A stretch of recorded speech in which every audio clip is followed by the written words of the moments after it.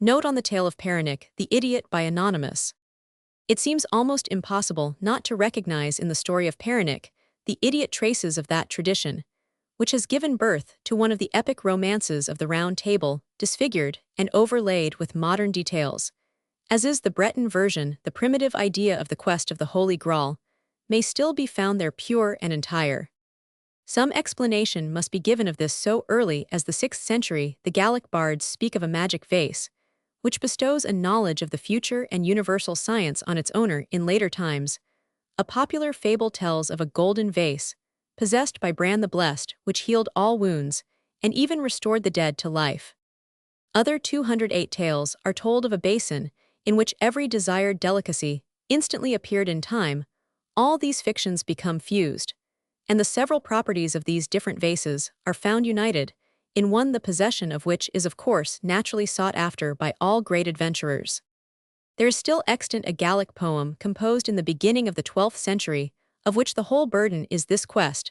The hero named Peredur goes to war with giants, lions, serpents, sea monsters, sorcerers, and finally becomes conqueror of the basin, and the lance which is here added to the primitive tradition.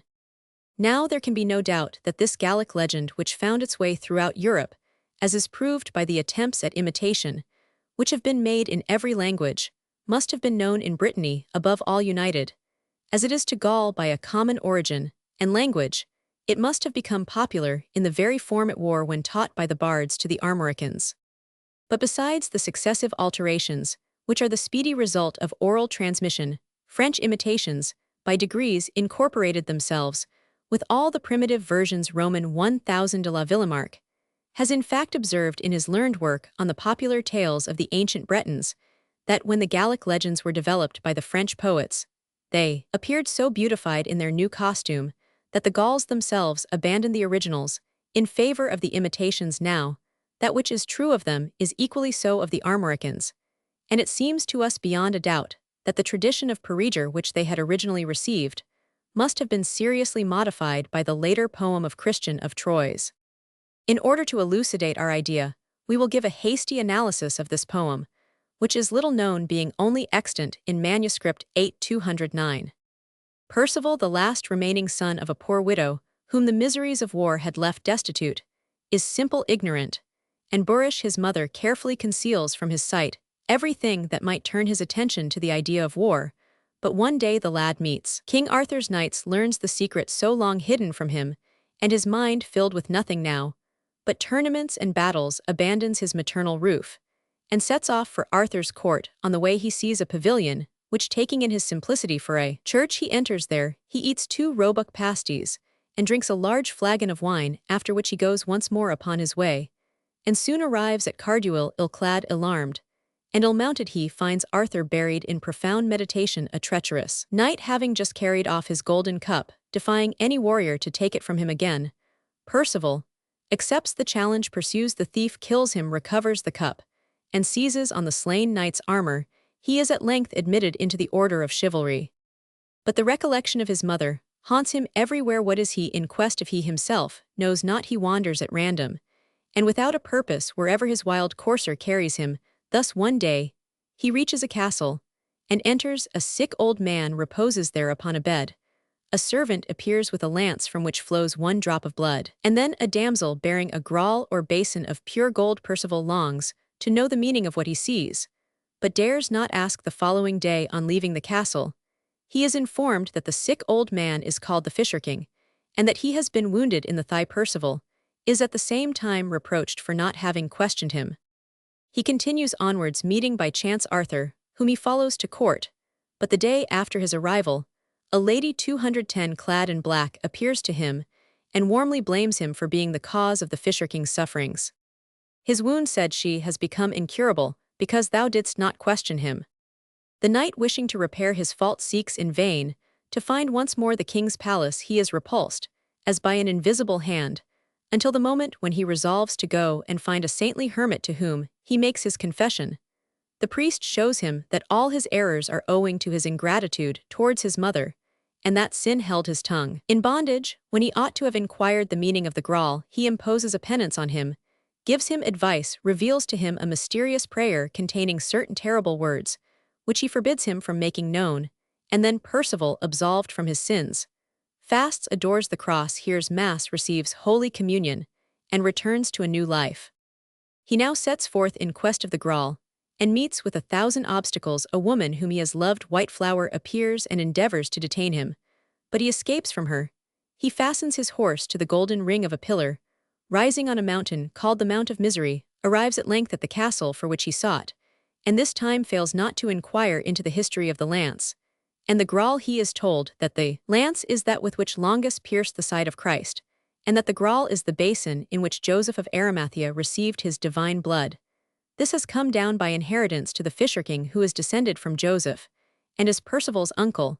It procures all good things, both spiritual and temporal, heals all wounds, and even restores life to the dead, besides becoming filled with the most delicious dainties at its owner's desire. After the lance and the Graal, they bring out a broken 211 sword. The fisher king presents it to his nephew, begging him to reunite the fragments, in which he succeeds. The king then tells him that according to prophecies, the bravest and most pious knight in the whole world was to perform this act, that he himself had attempted to weld the pieces together, but had been chastised for his rashness by receiving a wound in the thigh. I shall be healed, he added, on the same day that sees the knight Peronnik perish, that treacherous knight who broke this wonderful sword in slaying my brother.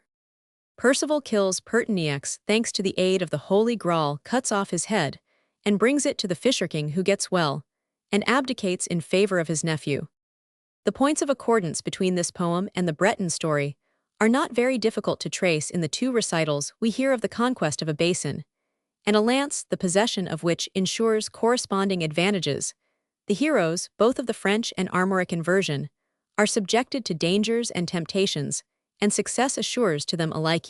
Some points of resemblance may even perhaps be discovered between the idiot Peronnik going ever onwards, he knows not whither, and extracting from the farmer's wife his rye bread, his fresh churned butter, and his Sunday dripping, and this Percival, simple, ignorant boorish, who begins by eating 2 roebuck pasties, and drinking a great flagon of wine.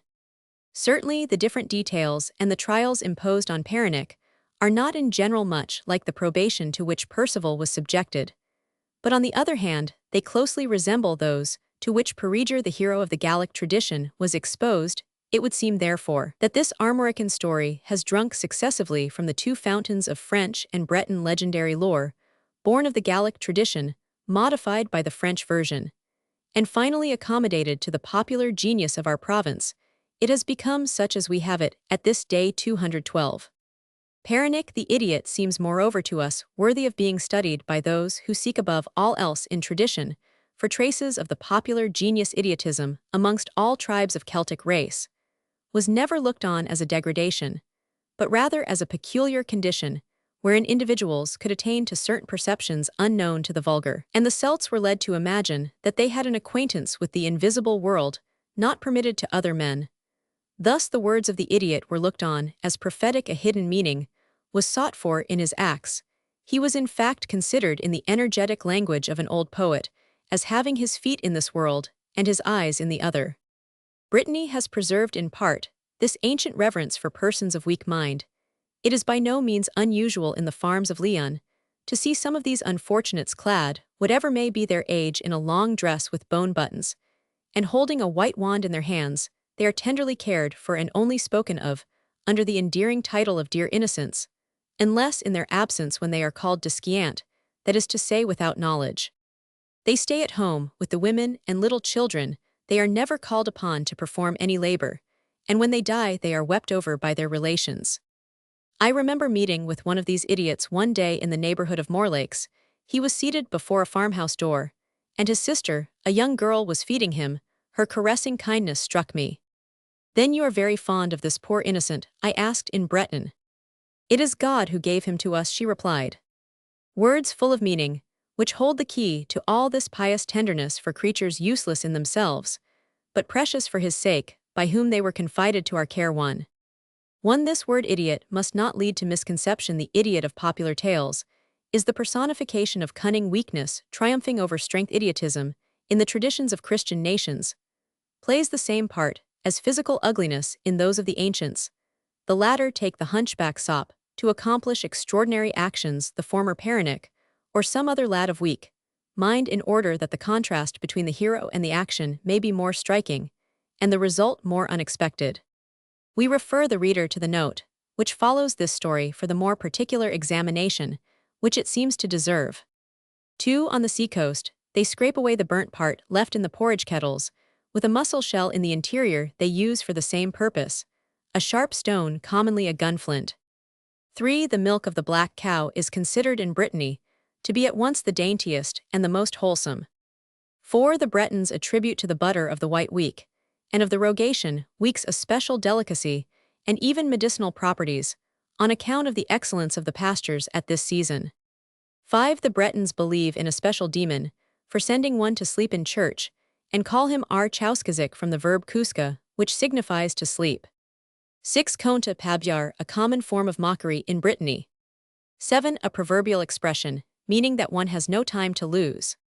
8. The searcher for the basin Myverian T Roman 1p. 8. The poem of Percival, or the quest for the Holy Graal, is to be found in the Royal Library of Paris MSS, No. 7523. Et sup Franc 450, we give Roman 1000 de la Villemarque's analysis, contenting ourselves with abridging his labors.